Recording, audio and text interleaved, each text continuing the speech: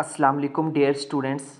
आज के लेक्चर में हम बात करेंगे about sequential logic circuits. Students, last lecture में हमने कम्बिनेशनल लॉजिक सर्किट्स को देख लिया था, उनका इंट्रोडक्शन देख लिया था, एग्जांपल्स, क्लासिफिकेशन, सारा कुछ हमने डिस्कस किया था। आज के लेक्चर में हम बात करेंगे अबाउट सीक्वेंशियल लॉजिक सर्किट। तो स्टार्ट करेंगे इसके इंट्रोडक्शन के साथ।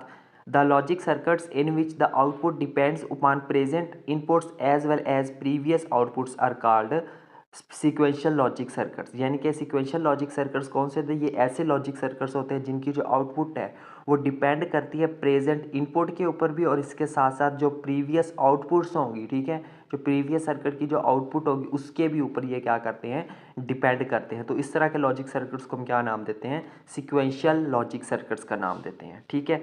सो उसके बाद है जी next, the sequential circuits are different from combinational circuit. जो सीक्वेंशियल लॉजिक सर्किट्स होता है ये कम्बिनेशनल लॉजिक सर्किट से बिल्कुल डिफरेंट होते हैं। ये था स्टूडेंट्स इसका इंट्रोडक्शन सीक्वेंशियल लॉजिक सर्किट्स का, ठीक है। उसके बाद इसकी एग्जांपल्स की अगर हम बात करें तो उसमें क्या है हमारे पास?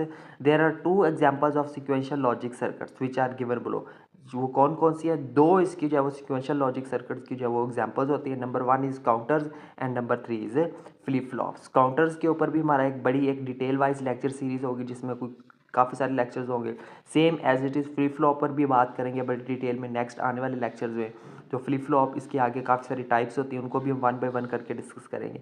तो इन दोनों के ऊपर भी हमारे पास क्या होंगे next in future detail wise हम जो है वो लेक्चर्स रखेंगे इनके ऊपर, ठीक है। तो आज के लिए बस आपने यही याद रखना है कि जो काउंटर्स और फ्लिप फ्लॉप्स होते हैं ये सीक्वेंशियल लॉजिक सर्किट्स की एग्जांपल्स होती हैं, ठीक है। यानी कि इनके अंदर जो लॉजिक सर्किट इस्तेमाल किए जाते हैं वो कौन से होते हैं? सीक्वेंशियल लॉजिक सर्किट्स होते हैं। सीक्वेंशियल लॉजिक सर्किट्स कौन से होते हैं? जिनकी आउटपुट प्रेजेंट इनपुट के साथ साथ प्रीवियस आउटपुट के ऊपर भी डिपेंड करती है, ठीक है।